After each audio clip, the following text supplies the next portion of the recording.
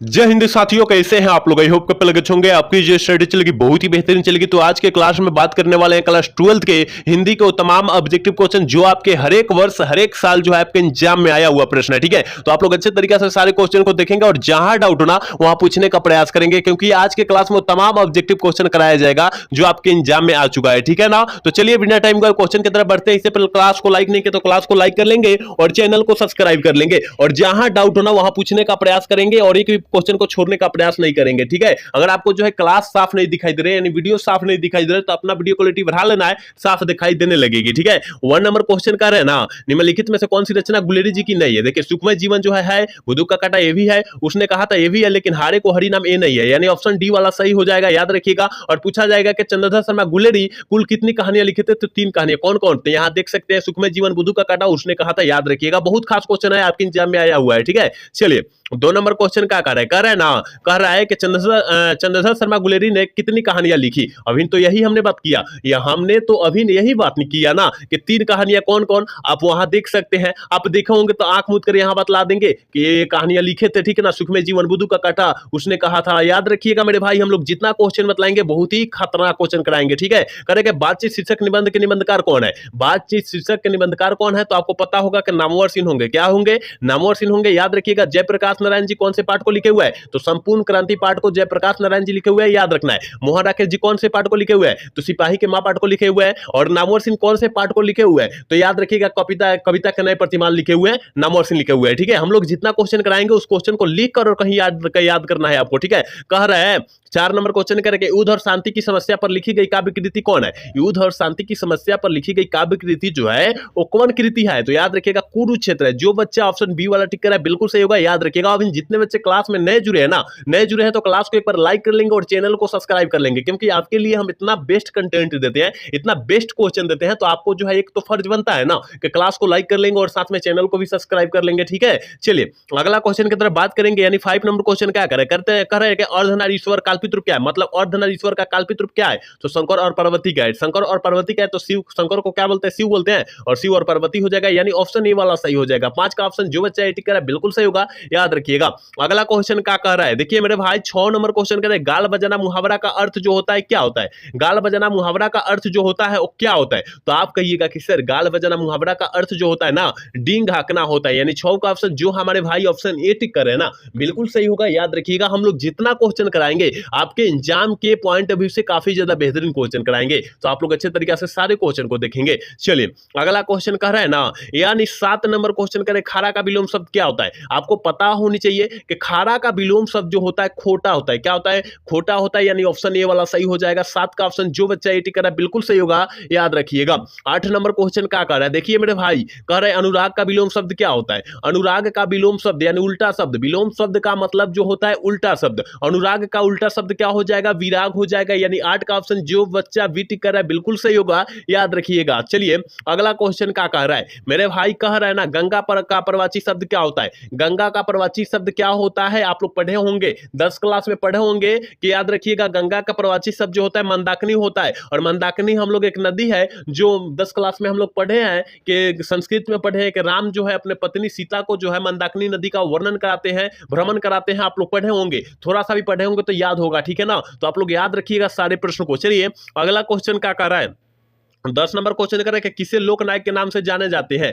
किसे जो है लोकनायक के नाम से जाने जाते हैं, तो याद रखिएगा हम लोग जयप्रकाश नारायण जी को लोकनायक के नाम से जानते हैं, याद रखिएगा। और जयप्रकाश नारायण जी को जो है अमेरिका का दलाल भी कहा गया था, इसलिए ऑप्शन बी वाला सही हो जाएगा। कहा जाएगा कि अमेरिका का दलाल किसे कहा गया था, तो जयप्रकाश नारायण जी को ही कहा गया था, याद रखिएगा। 11 नंबर क्वेश्चन क्या कह रहा है, क्वेश्चन कह रहा है कि माटी की मूर्ति किनकी रचना है। माटी के मूर्ति जो है किनकी रचना है, जल्दी से बतला दीजिए मेरे भाई। 11 का ऑप्शन क्या हो जाएगा, तो याद रखिएगा माटी की मूर्ति रचना जो है ना रामवृक्ष बेनीपुरी जी की रचना है, यानी 11 का ऑप्शन बी हो जाएगा, याद रखिएगा।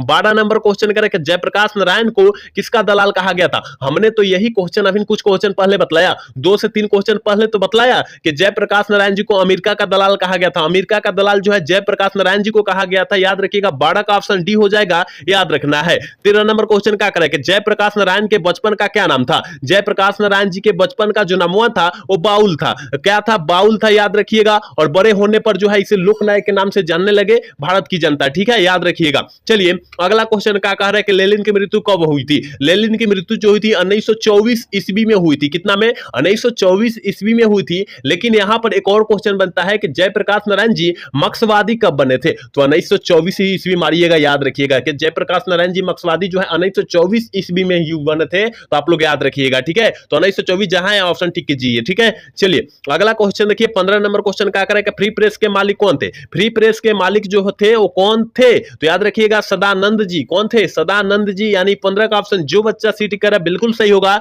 याद रखिएगा। सारे प्रश्नों को याद रखने का प्रयास कीजिएगा, क्योंकि जितना प्रश्न हम लोग करा रहे हैं बहुत ही खास प्रश्न करा रहे हैं, इसलिए आप लोग अच्छे तरीके से देखने का प्रयास कीजिएगा। करें निम्नलिखित में से कौन सी रचना जो है रामधारी सिंह दिनकर जी की है? कौन सी रचना जो है रामधारी सिंह दिनकर जी की है? जल्दी से 16 का ऑप्शन बतला दीजिए क्या हो जाएगा? तो उर्वशी जो है ना रामधारी सिंह दिनकर जी की रचना है, यानी ऑप्शन सी वाला करेक्ट होगा, याद रखना है। 17 नंबर क्वेश्चन करें कि गंधारी कौन थी? आपको पता होनी चाहिए और सारे बच्चे को पता होनी चाहिए कि गंधारी जो थी दुर्योधन की मां थी। क्या थी? दुर्योधन की मां थी। ऑप्शन ए वाला करेक्ट होगा, याद रखिएगा। 18 नंबर क्वेश्चन करें, प्रेमचंद्र थे। प्रेमचंद्र जी क्या थे? हमने सारे हिंदी के क्लास में यह क्वेश्चन बतलाए हैं, क्योंकि 2023 में यह प्रश्न आया हुआ है और काफी ज्यादा इंपॉर्टेंट लग रहा है, तो हमने सारे क्वेश्चन में बतलाया है। ठीक है, तो याद रखिएगा कथकार थे। क्या थे? कथकार थे। ऑप्शन बी वाला करेक्ट हो जाएगा। ठीक है, चलिए 19 नंबर क्वेश्चन क्या कह रहे हैं ना कि आरंभ का विलोम शब्द क्या होगा? आरंभ, प्रारंभ। आरंभ का क्या होगा? प्रारंभ। क्या होगा? आरंभ मतलब प्रारंभ हो गया, है ना? आरंभ का प्रारंभ होता है। ठीक है, प्रारंभ होता है, लेकिन प्रारंभ और आरंभ मतलब एक ही शब्द होता है। ठीक है, एक ही शब्द होता है, मतलब पहले ही होता है। ठीक है, तो पहला का क्या होगा? अंत हो जाएगा, यानी अनिष्ट का ऑप्शन ये हो जाएगा, याद रखिएगा। पहले, पहले का क्या होता है? पहला अंत, पहला अंत, पहला, इसी तरह होता है ना। तो विलोम शब्द का मतलब होता है उल्टा शब्द। ठीक है, तो आप लोग याद रखिएगा। चलिए अगला क्वेश्चन की तरफ बात करेंगे और 20 नंबर क्वेश्चन करेगा आकाश का प्रवाची शब्द क्या होता है? अरे सारे बच्चे को पता होनी चाहिए मेरे भाई कि आकाश का प्रवाची शब्द जो होता है क्या होता है? नभ होता है, यानी आकाश को हम लोग किस किस नाम से जान सकते हैं वही पूछा जा रहा है। ठीक है, कोई दूसरा नहीं पूछा जा रहा है, याद रखना है। 21 नंबर क्वेश्चन कह रहे हैं ना कि मालती के पति का क्या नाम था? मालती के पति जो था महेश्वर डॉक्टर था। क्या था? महेश्वर जो था डॉक्टर था, याद रखिएगा। वो गिरेगी नामक बीमारी का ऑपरेशन करता था, तो याद रखिएगा मालती के पति का नाम महेश्वर हो जाएगा। ऑप्शन बी में दिया है, ऑप्शन बी वाला सही होगा। 21 का ऑप्शन बी होगा, याद रखिएगा। 22 नंबर क्वेश्चन क्या कर रहे ना कि तार सप्तक के संपादक कौन थे? तार सप्तक के संपादक जो थे कौन थे? 22 का ऑप्शन क्या हो जाएगा? तो याद रखिएगा अगे जी। मतलब कौन अगे जी? सचिदानंद हीरानंद वात्स्य अगे होता है, पूरा फुल नाम याद रखिएगा। ऑप्शन डी वाला सही होगा, 22 का ऑप्शन डी होगा। ठीक है, चलिए अगला क्वेश्चन कह रहे हैं ना 23 नंबर क्वेश्चन कह रहे हैं इनमें से अगे जी की नाटक कौन है? मतलब सचिदानंद हीरानंद वात्स्य अगे जी की नाटक जो है वो कौन है? तो आप कहिएगा कि सर हमें पता है कि उत्तर प्रियदर्शी जो है ये जो है अगे जी की रचना है, याद रखना है। सारे क्वेश्चन को याद रखिएगा मेरे भाई। ठीक है, चलिए अगला क्वेश्चन करें गिरेगी निम्न से क्या है? किससे संबंधित है? किससे संबंधित है? तो याद रखिएगा बीमारी से संबंधित है। ऑप्शन डी वाला सही होगा, 24 का ऑप्शन डी होगा, याद रखिएगा। 25 नंबर क्वेश्चन क्या कह रहा है? कह रहा है ना रोज इनमें से क्या है? रोज इनमें से कहानी है। क्या है? रोज इनमें से कहानी है और अगे जी के द्वारा लिखा गया है, याद रखिएगा। रोज कहानी जो है अगे जी के द्वारा लिखा गया है, याद रखना है। 26 नंबर क्वेश्चन क्या कह रहा है? कह रहा है कि एक लेख और एक पत्र शीर्षक पाठ क्या है? जल्दी से बतला दीजिए। अगर सबसे पहले आप ये बताइए कि एक लेख और एक पत्र जो है ये किसके द्वारा, किस लेखक के द्वारा लिखा गया? तो याद रखिएगा ये जो है भगत सिंह के द्वारा लिखा गया है। और यह है क्या? तो ऐतिहासिक पत्र है, याद रखिएगा मेरे भाई। हम लोग पूरा पाई पाई से बतलाते हैं और काफी ज्यादा क्वेश्चन समाप्त करना है, इसलिए हम लोग फटाफट कर रहे हैं क्लास को। ठीक है, चलिए 27 नंबर क्वेश्चन कह रहे कि एक लेख और एक पत्र के रचनाकार कौन है? यही तो हमने बतलाया, अभी ने यही बतलाया। आप लोग टिक आउट कर लीजिए, आप लोग टिक आउट कर लीजिए। यही हमने बतलाया, भगत सिंह। क्या बतलाया? भगत सिंह बतलाया ना। चलिए 28 नंबर क्वेश्चन करें प्रेम के पीर के कवि कौन है? प्रेम के पीर के कवि मलिक मोहम्मद जायसी जी होंगे। प्रेम के पीर के कवि मलिक मोहम्मद जायसी जी होंगे, लेकिन कवियों के कवि जो होता है कौन होता है? कवियों के कवि जो होते हैं कौन होता है? जल्दी से बतला दीजिए, जल्दी से बतला दीजिए। कवियों का कवि जो होता है जयशंकर प्रसाद जी होते हैं, याद रखिएगा मेरे भाई। हम लोग जितना क्वेश्चन बतलाएंगे ना बहुत इंपॉर्टेंट क्वेश्चन बतलाएंगे, इसलिए सारे क्वेश्चन को रखने की, याद करने की प्रयास करिएगा। करें कि राधा रसकेली किनकी रचना है? राधा रसकेली जो है किस लेखक की रचना है? तो याद रखिएगा सूरदास जी की रचना है। 29 का ऑप्शन ये हो जाएगा। 30 नंबर क्वेश्चन क्या कह रहा है? देखिए मेरे भाई 30 नंबर क्वेश्चन कह रहा है क्या? कह रहा है ना, देखिए कह रहा है ना कि सूरदास किस मार्ग में दीक्षित हुए थे? सूरदास जी किस मार्ग में दीक्षित हुए थे? तो पुष्टि मार्ग। कौन? पुष्टि मार्ग, यानी 30 का ऑप्शन सी होगा, याद रखिएगा। 31 नंबर क्वेश्चन क्या कह रहा है? कह रहा है प्रतिदिन शब्द में कौन सा समास है? प्रतिदिन, जहां हाइफन दिखाई दे, जहां हाइफन दिखाई दे उसे द्वंद्व समास कर देते हैं, लेकिन प्रतिदिन में हाइफन तो नहीं है ना। प्रतिदिन में हाइफन नहीं है, इसलिए जो हो जाएगा ये जो है अव्ययी भाव समास हो जाएगा। प्रतिकूल, प्रतिज्ञा, इसमें जो होता है अव्ययी भाव समास हो जाता है, याद रखिएगा। ठीक है, चलिए 32 नंबर क्वेश्चन कर रहा है कि पंचवटी शब्द में कौन सा समास है। पंचवटी शब्द में कौन सा समास है, तो याद रखिएगा पंचवटी यानी जो हो जाएगा द्विगु, संख्या दिखाई देगा वहां द्विगु समास मार देंगे। ऑप्शन सी में सही हो जाएगा, याद रखना है आपको, ठीक है। चलिए मेरे भाई 33 नंबर क्वेश्चन करें, आंख शब्द का स्त्रीलिंग रूप क्या होगा। आंख मतलब जो होता है कौन सा लिंग है, स्त्रीलिंग है क्या पुल्लिंग है, तो आंख जो होता है वो स्त्रीलिंग रूप होता है। हमारे नयन जो है क्या है, स्त्रीलिंग रूप है यानी स्त्री रूप है, याद रखिएगा। चलिए क्वेश्चन नंबर कह रहे हैं ना 34 नंबर क्वेश्चन करें, गीतावली किन की रचना है, किस लेखक की रचना जो है गीतावली है, तो याद रखिएगा गीतावली कह रहा है किस लेखक की रचना है, तो याद रखना है